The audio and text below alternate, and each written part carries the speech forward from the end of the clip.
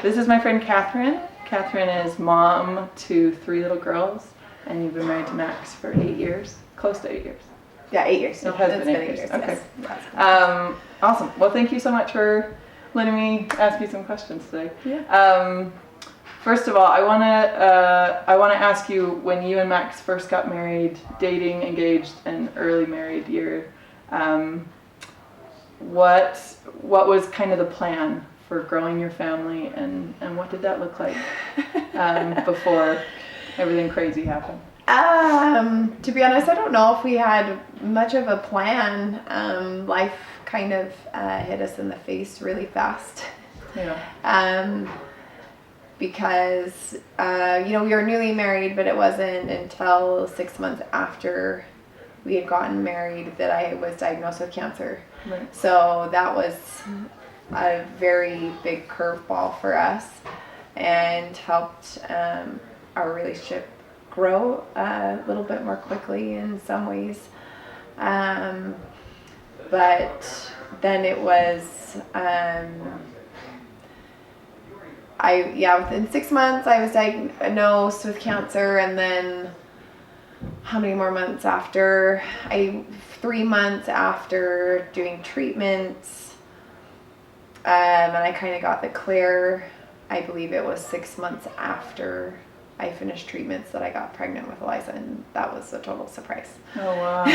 So I don't know if we necessarily had any plans. It just everything kind of came at us, and we kind of had to take it as we went along. Wow, I didn't know that. Yeah. That's crazy. So it was very crazy and definitely kind of overwhelming at certain points and times, but life happens, you just gotta take it. Yeah, that's amazing. So tell me a little bit more about, start to finish, from diagnosis to when your cancer went into remission. What was the timeline there?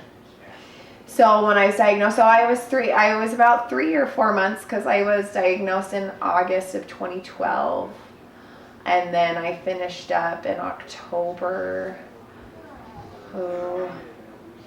I finished up in October of 2012. I don't remember the exact date, but I remember our 1-year anniversary. I was done, because we were married on October 19th. But yeah, I just remember by the time our anniversary hit, I wasn't going through treatments anymore.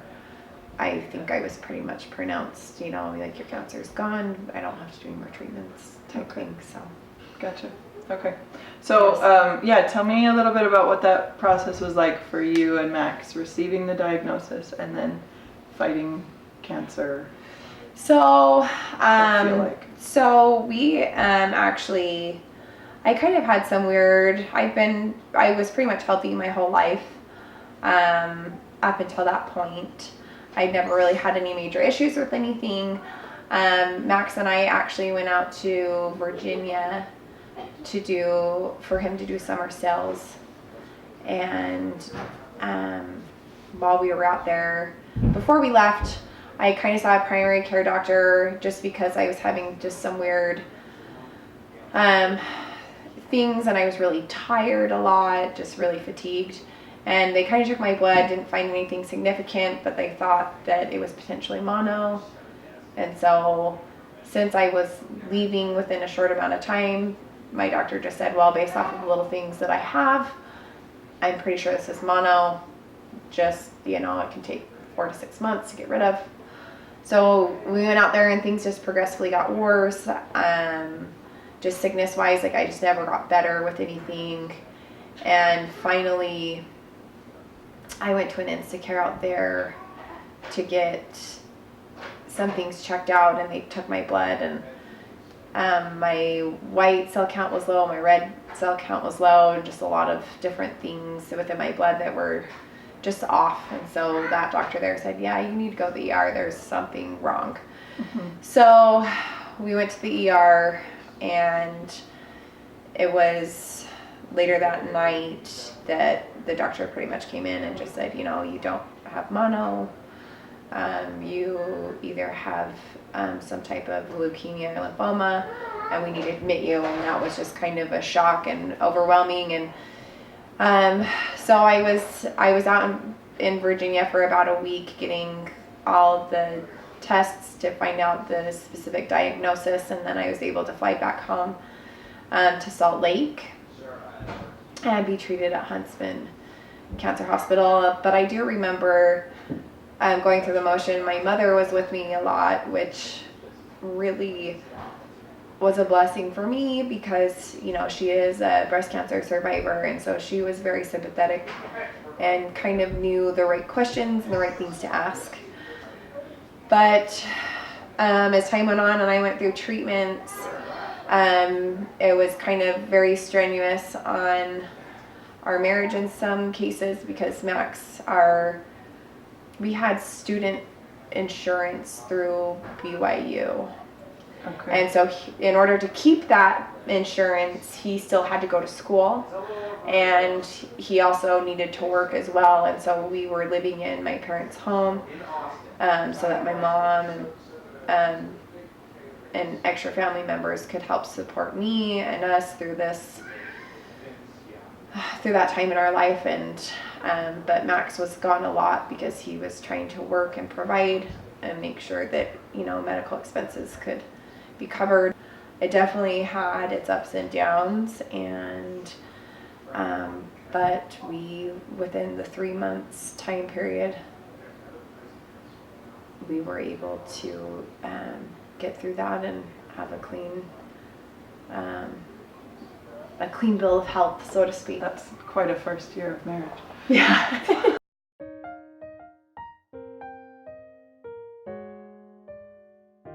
And then Eliza came shortly after. Yeah, so Eliza came shortly after, and we decided to move down to Provo, Utah to be closer to BYU so that Max could more fully focus on school and get that done. And before I started my first round of chemo, my mom, I didn't even think about this question, but my mom asked me, you know, if I needed to harvest my eggs, which was not even a thought that crossed my mind.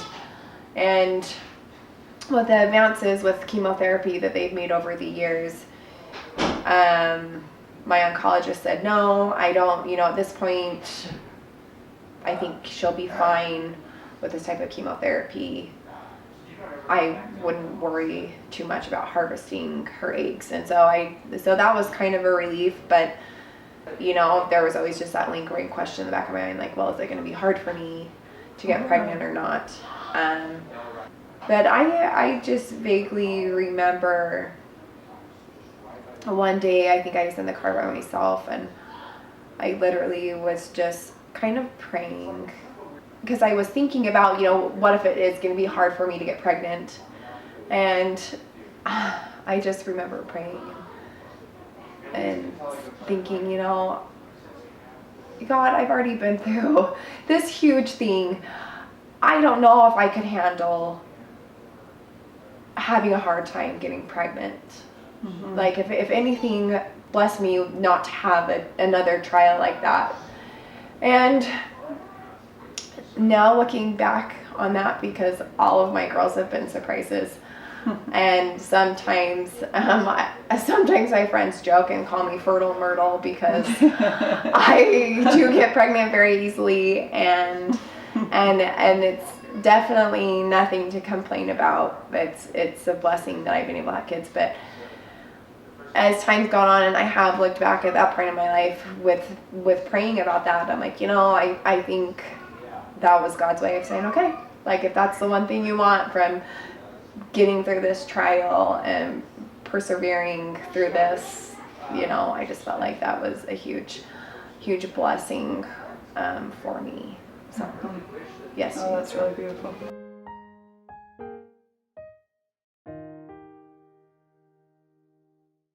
Through chemotherapy, you lost all your hair, and so I wonder, you have 3 little girls who are all going to need you to teach them body positivity and how to love their body, and I wonder if that has affected the way that, and going through cancer in general, has affected the way that you see your body and the way that you will teach your girls about that. I remember, you know, I kept a blog throughout that whole process, and I remember one of my blog posts saying, kind of telling women, be thankful for your hair and be thankful for your bad hair days, because, you should just be grateful that you at least have hair, because, there were some days that I struggled not, just feeling a little self-conscious sometimes not having my hair, because I never wore a wig or anything. I didn't like wearing a wig for whatever reason. It made me feel almost more bald. I know that's weird to think, but body image wise, for my girls, I feel like it's so important for me to help them realize as time goes on. I guess it's more of, and maybe this is where it stems from, there was one time I was actually sitting in the car in the parking lot at a grocery store, and when I was bald, and I think I was waiting for my mom, or maybe it was my husband, to come back out because they were just going to run in and get something. But I remember there was this couple walking by, and this girl was so loud, and she was like, oh my gosh, did you see her? She was bald. She was bald. And I just remember sitting in my car, and I kind of said to myself, yes, I am, Mm-hmm. But it made me feel so self-conscious. But it's like, little did she know, like, what I was going through. I feel like with my girls and their self-image is just, I feel like sometimes there's a lot of shaming with maybe how women look in general. If you don't look a certain way, then it's kind of, you need to change that, you need to do something about it. And also another thing that I've been trying to do, I guess, instead of complimenting them on like, oh, you look so pretty, also complimenting them on, oh, you did this thing so well, or you're very smart, or just kind of focus on some of their talents as well, to help kind of let them know that it's not just their physical appearance that helps them be them. Does that make sense? Yeah, absolutely. That you tie their worth yes. to something else. Yeah, I love that. That's really cool.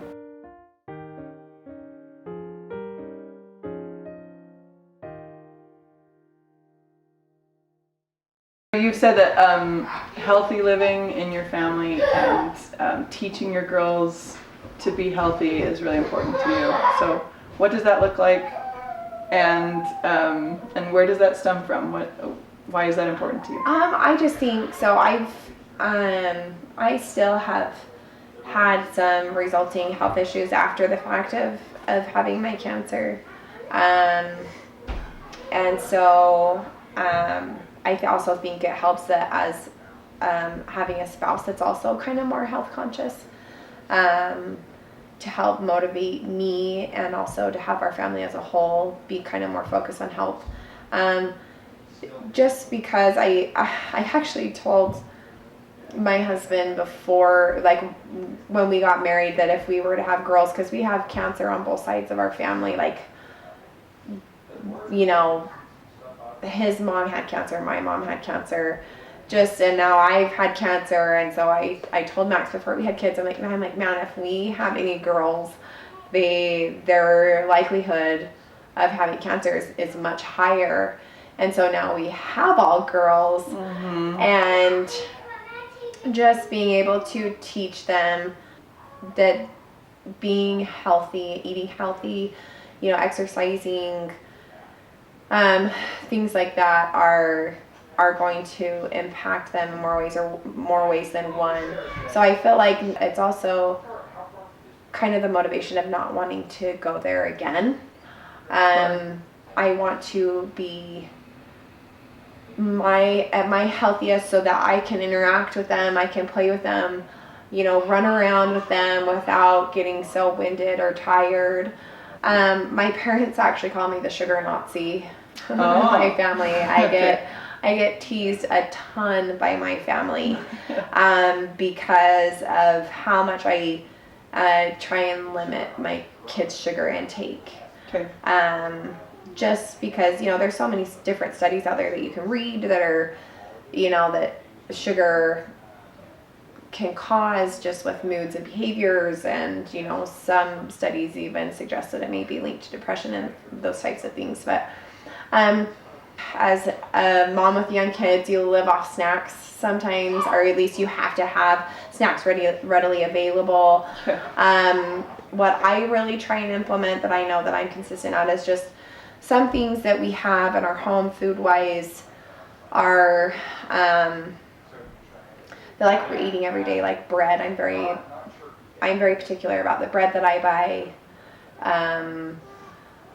With grains, I have my own oat roller, so I buy whole grains that I kind of create my own oatmeal, or as we call it, mush, because I'll add in a bunch of different grains. Or I have a flour maker, so I have grains and I have my own flour. I don't even buy store-bought flour anymore, and just trying to eat kind of more whole foods, really, more than anything. Cool. So. Well, I applaud that. That's a lot more work. So, good for you. That's incredible. Yeah, well, it seems like a lot more work, but once you get the hang of it, it just becomes part of the routine. Yeah, it becomes part of the routine.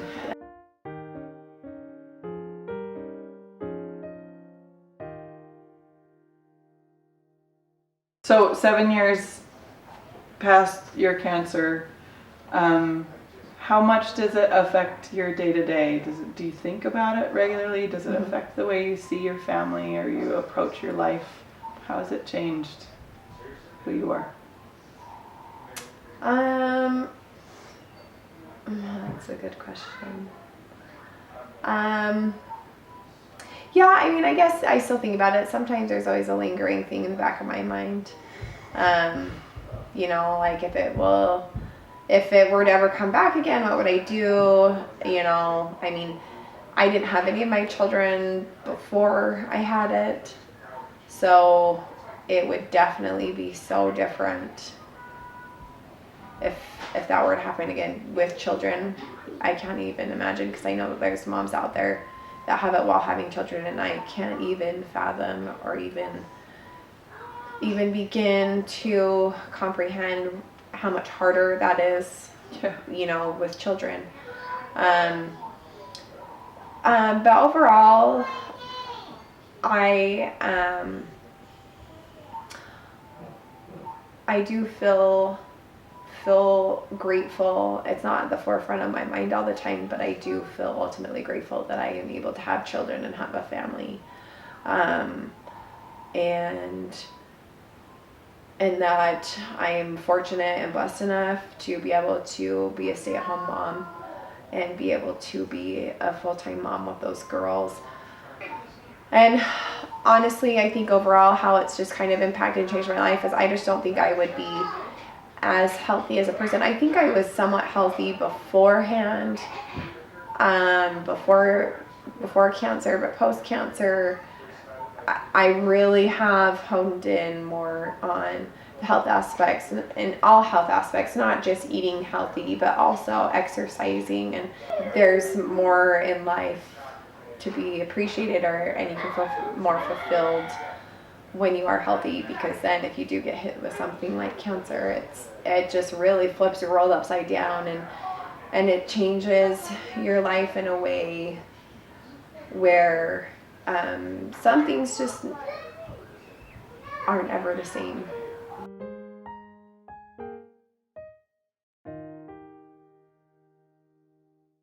You ready for a speed round? A speed round? A speed round. A speed round, okay. My 8 questions. Okay. Okay. Kathryn, Okay. what's your favorite sound? Laughter. My kids laughing. What's your least favorite sound? Screaming, I think, is what I decided. Those high-pitched screams that aren't necessary. Anyways, yes. Yes. Screaming. What's your favorite word? Favorite word? Right now, it's when my daughter Maddie, when she says "mommy, mommy," I mean, she yells it really, "mommy," but I think right now, I think that's really, really something I love hearing her say. Yeah, that new talker. Yes. She fights. He starts there and Yeah, that's fun. yes. What do you know?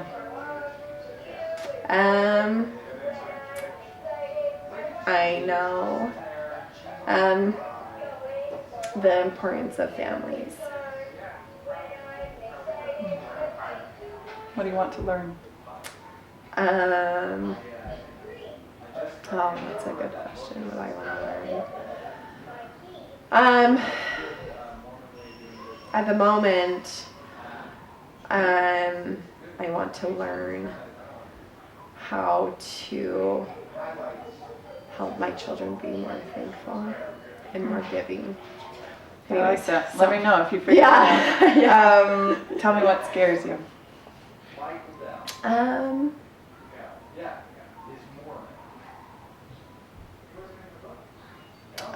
I guess the first thing that comes to mind that sometimes scares me is, my husband's mom died of cancer when he was 5.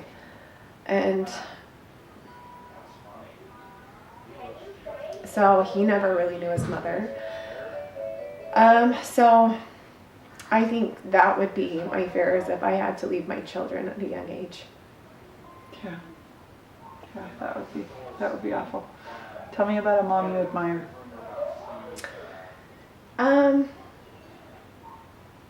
I actually really admire